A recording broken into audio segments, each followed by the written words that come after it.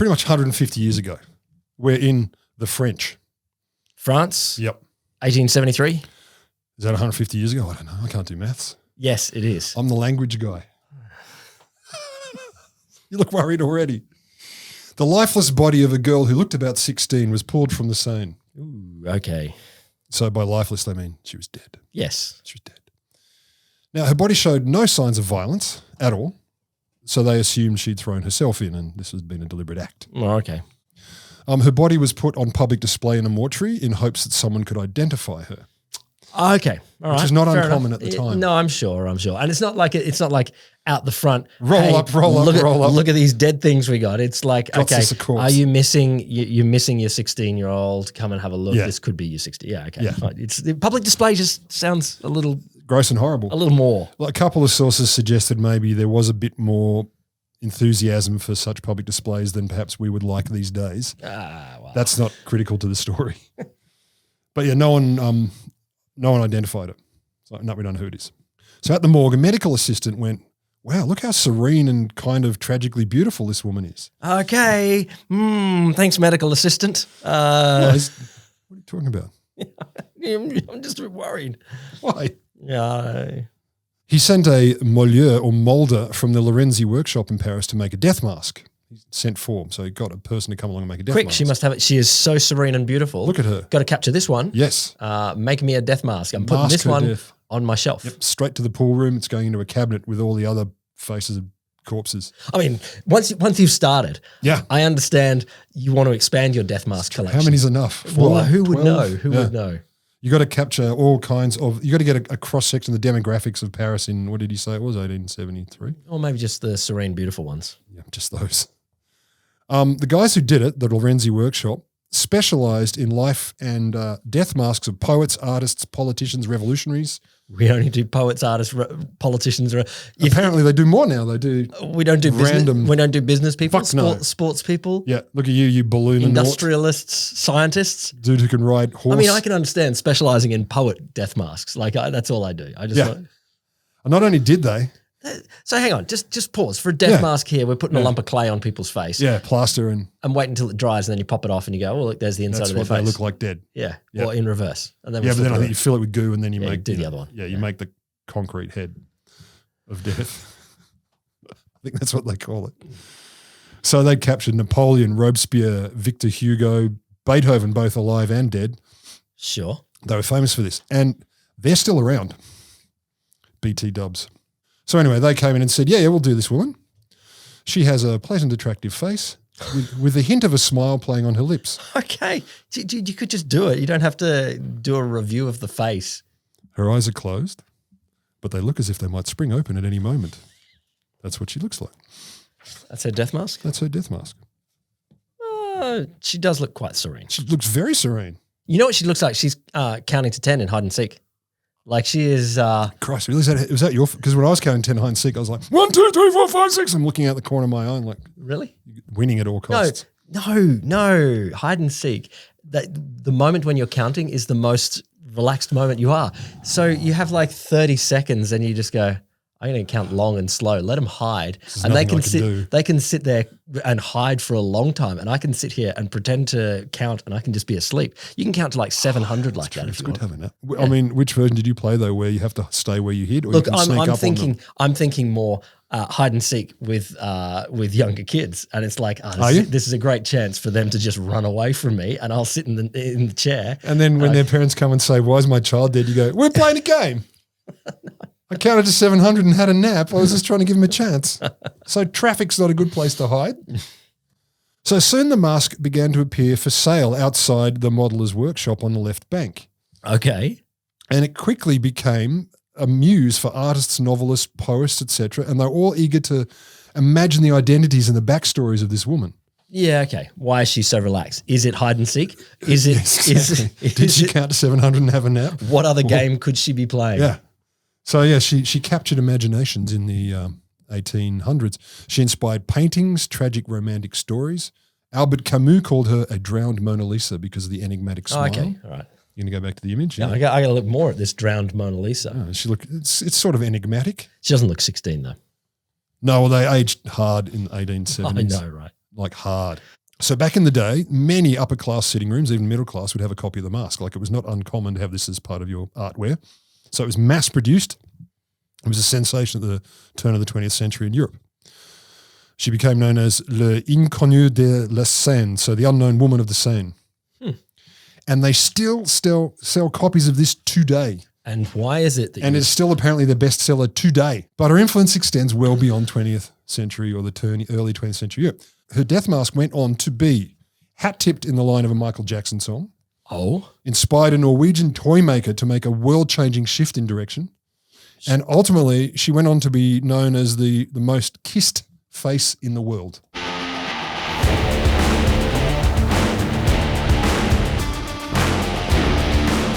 Welcome to The Wholesome Show, the podcast that will stop at nothing to breathe, that's crossed out, and then blow is written once, and then blow again. I don't know why you have to cross it out. To blow deeply into the whole of science. Totally on topic. You see what I got to work with. This is what he's got to work with. It's a challenge. It's a challenge. Anyway, I'm Will Grant. I'm Rod Lamberts. So drowning's, or anything that really stops you to breathe until you're dead is pretty uncool. Sure. Wouldn't you say? I'd agree. So your sentence was drownings are uncool. Mm-hmm. Not only drowning, like, asphyxiating in any way, but drowning's pretty shit. Sure. We agree. And you thought we could not come to consensus. I don't think there is a problem with that one. So in 1956, a couple of anesthesiologists, God, it's a tricky word. It's got too many A's and E's.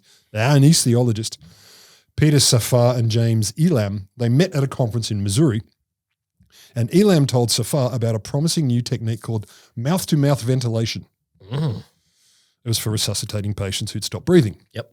Particularly the drowning. The air from one mouth into the air hole of the other. The whole of the other mouth. Blowing. Yeah. See? It's all legit. Yeah. I would never lead you astray. I'd never make you say terrible things that weren't relevant.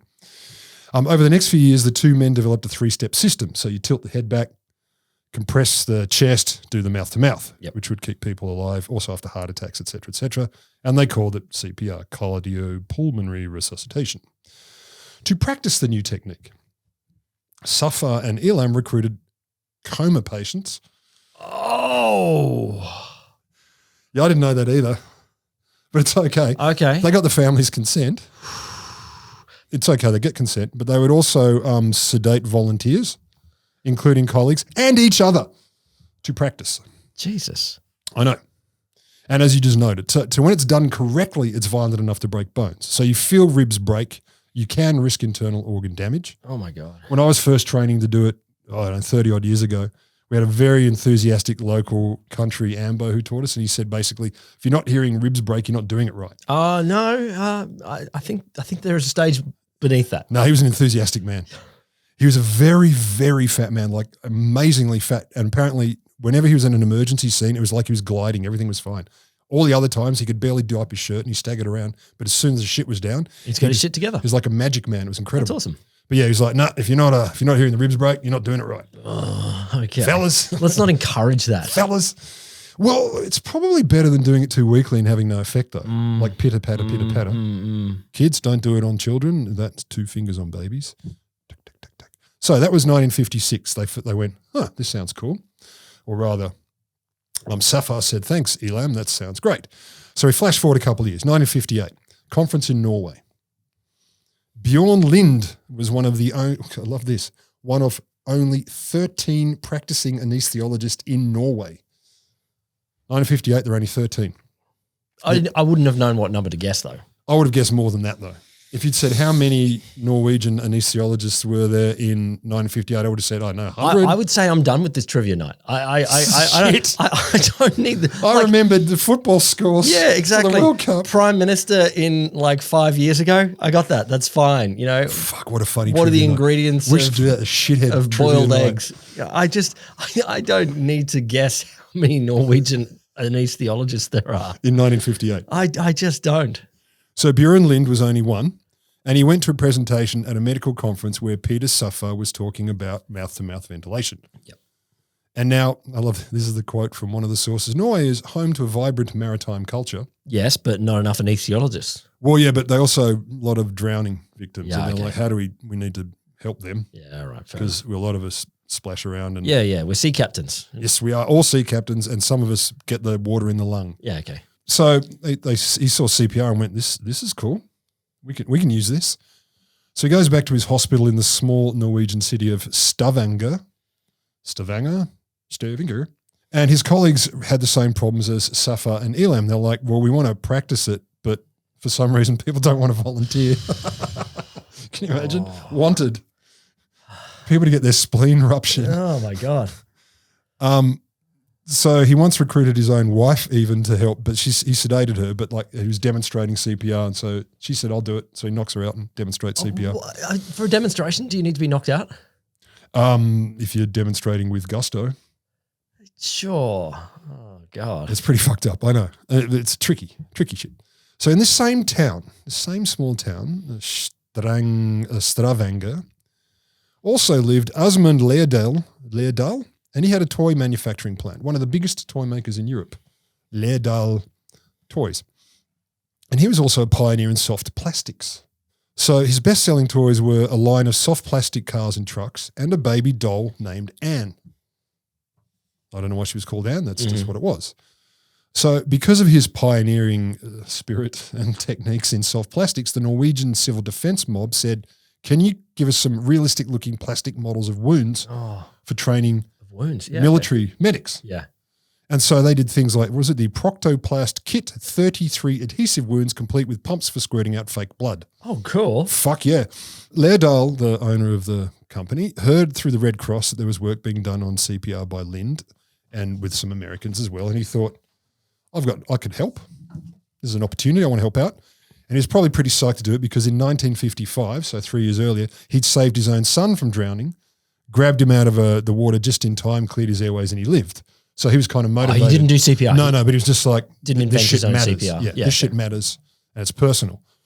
So he called Lind and said, I'll make you an adult-sized Anne doll to practice CPR. I thought the doll was like a doll, like a... It was originally, but now he said, I'll make you a grown-up size one. Why don't we make something that looks like a human rather than... Why would you? I don't know. Okay. He makes dolls. He doesn't make humans. That would be monstrous. So according to Lind, the anaesthetist, this call changed and decided the track of my career. So Lærdal contacted him and said, I can help you. I reckon I can do something for you. So together they designed the world's first CPR training mannequin, which they called Resusci Anne. Yeah. And I think anyone listening who's older than none has probably at least heard of, if not actually used one. Had to go on one. Yeah, ditto. 1960, they brought their prototype to the US and they showed it to Safar and other CPR pioneers, including a guy called Archer Gordon, about whom I know nothing, and that's the end of him.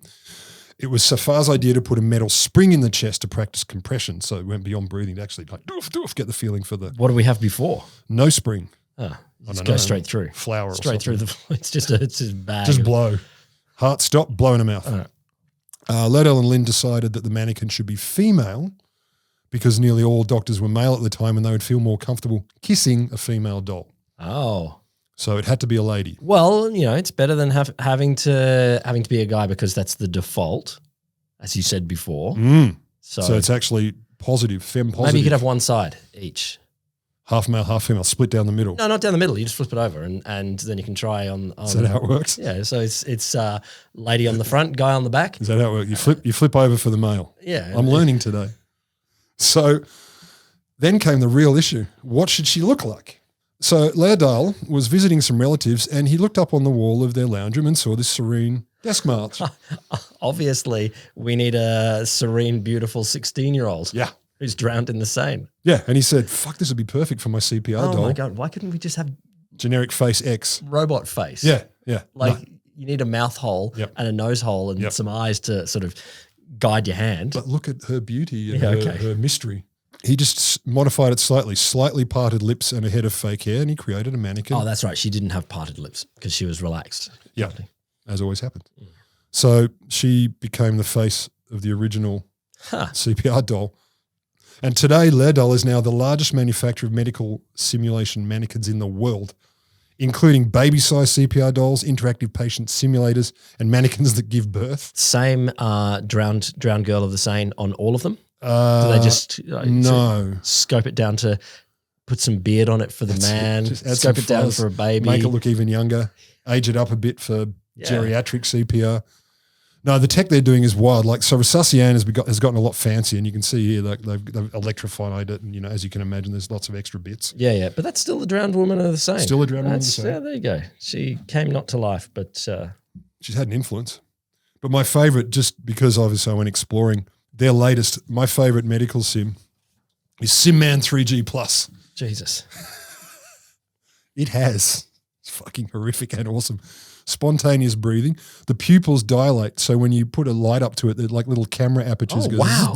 It blinks, which is creepy as fuck. Wow, that's wild. It sweats, but only from certain holes. Like, it doesn't have an overall sheen. Goo comes out its ears. It Some has people tears. don't sweat from some places. Some people only do the arm sweat, or they only do, But in the arm sweat, it's not like one hole under the arm.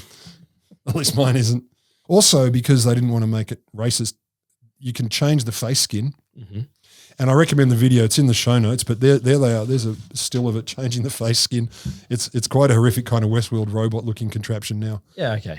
But it's fully articulated. Like, you can give it injections, all kinds of intubations up the nose. You can. Wow. It actually simulates breathing. You can lean it up and listen to its back and its front. Like, it is full on. So who was the Inconnue, the drowned Mona Lisa? Question about whether she was actually drowned. Is this true? Because the author of the main article I used from the BBC, a guy called Jeremy Grange, he wanted to do some digging. He wanted to know more. So he goes, okay, I'm going to go and check out Lorenzi, the current model making the alive version. So he goes over to Paris, talks to Michel Lorenzi, who's the current owner, proprietor, and the guy says, look, this doesn't look like the face of a dead person to me. It's very hard to maintain a smile while a cast is being taken, so I think she was probably a professional and a very good model as well. So he's like, I don't think she was dead. Okay. So Grange, the author, goes further and says, look, I'm gonna get some real input here. So he goes to people who work on the Seine, the river police, known as the Brigade Fluviale. I want to know what a particular drowned person on the Seine would look From the like. Seine. Why would you look in another river? Nope. Like, there is a specific Seine drowning face. I think he just wanted to go to Paris. Yeah, sure. Look very different from drowning in the Thames or Lake Burley Griffin. So he speaks to Chief Brigadier Pascal Yakin, who was less convinced that the girl was dead when the mask was made. He was like, yeah, I don't think so. Because Pascal knows from years of dredging bodies out of the Seine that the truth is very different to the way she looked. Even people suiciding, as he puts it, fight for life at the last moment. So they struggle. Yeah. And then the process of decomposition starts very, very quickly. So he says, look, it's surprising to see such a peaceful face. Everyone we find in the water, drowned and suicides, they never look so peaceful. They're swollen. They don't look nice. Yeah, okay. Yeah. So I was like, no, I don't think so. So who was she?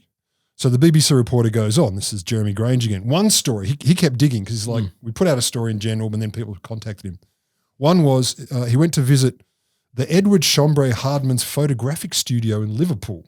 Sure. We all know about that. So it's apparently, it's owned by the National Trust, and they perfectly preserve it like a time capsule of the first half of the 20th century. It's a pristinely little spot. Anyone who was, anyone apparently in Liverpool would sit for a portrait with this fella Hardman. So he wanders in and he sees that mask on the wall. Goes, oh, there's the death mask.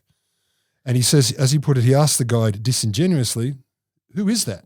The guide says, without hesitation, this is a story about two sisters, identical twins, who'd been born in Liverpool more than a century ago. Mm-hmm. One of them, she said, had embarked on a love affair with a rich suitor and eloped to Paris, never to be seen again. Oh, my God. Many years later, the other sister visited Paris on holiday. Walking down the street, she was shocked to see the mask of the drowned Inconnue hanging outside the modeller's workshops. She instantly recognized the girl as her long-lost twin, condemned, or blessed, to remain forever young while her sister grew old. So that's pretty exciting. Unverified. Oh, so she still reckons maybe dead, though? It wasn't some sort of she ran away and faked her death or something? Yeah, no, they kind of... Look at all my death masks. That must be a fake death. The death thing was kind of like... there's a lot of questions. Oh, okay. Was it a death mask at all? If it was it a drowning? If it wasn't, who was it? If it was, who was it?